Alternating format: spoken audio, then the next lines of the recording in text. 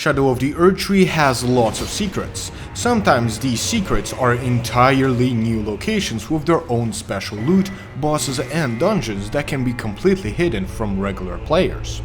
Today I'll show you how to get to the Ellac River, what bosses and loot await you there, and how to get access to the Cerulean Coast. We're going to begin at the Temple Town ruins. If you haven't unlocked this location yet, you can get access to it if you start at the Morph ruins and go through this cave, which will give you access to the Rao base.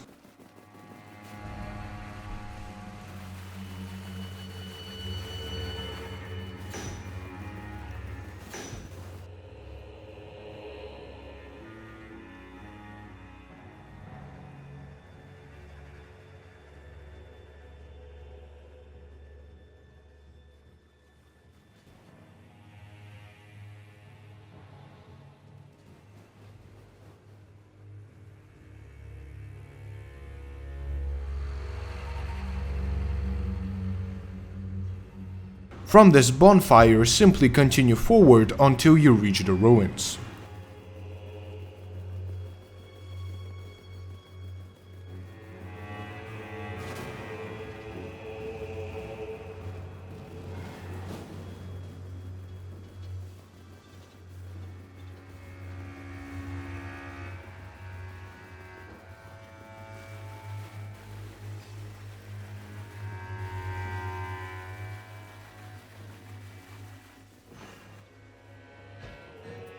Now you need to go southeast, past the ruins, until you reach the cliff, with a waterfall to your left.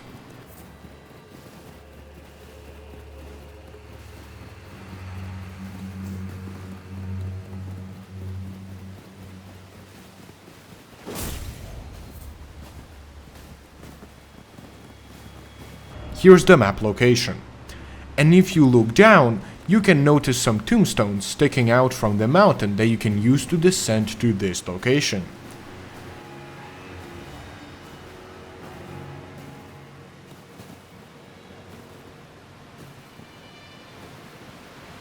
Here you can only go forward, but that doesn't mean there aren't things to see here. First of all, this is a good location to farm around rocks, which is a new type of crafting material added with the DLC.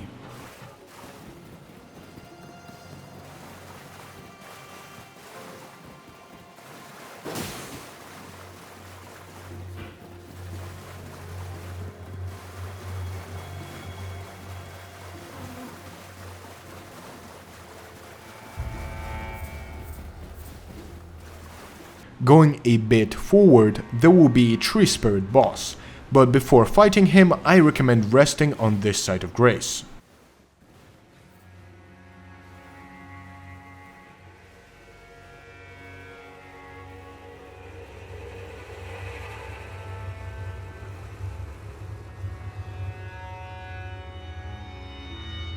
Now the actual boss itself is just a regular tree spirit that drops the Horned Bairn, which is a reusable consumable that uses mana to summon homing projectiles around the player.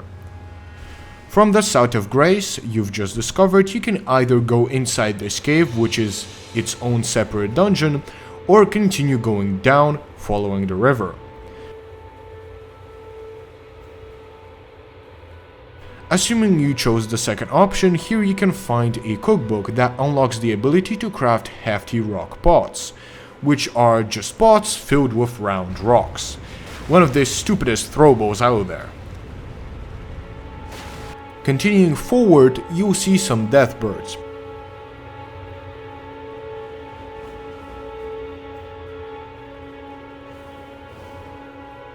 You can go in a little ravine with the lobster under you, but it contains only an upgrade material.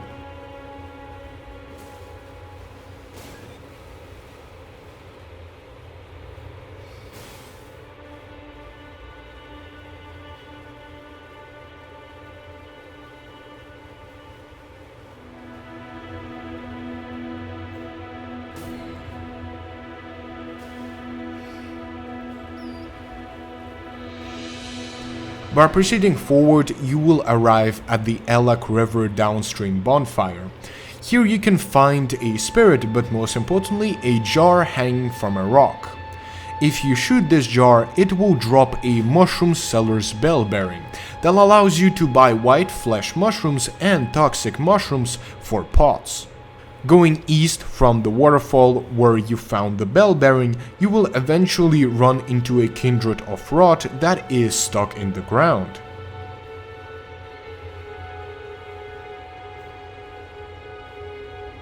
And if you interact with him, he will give you the second cookbook of this location that unlocks the ability to craft lightning-proof pickled liver. Unfortunately, even now the wiki has no information on the exact durations and absorptions of consumables, but what's certain is that the negation is greater than the one of the dried liver. This is not the only notable enemy of this location, as to the west of the centipede you can find a furnace golem.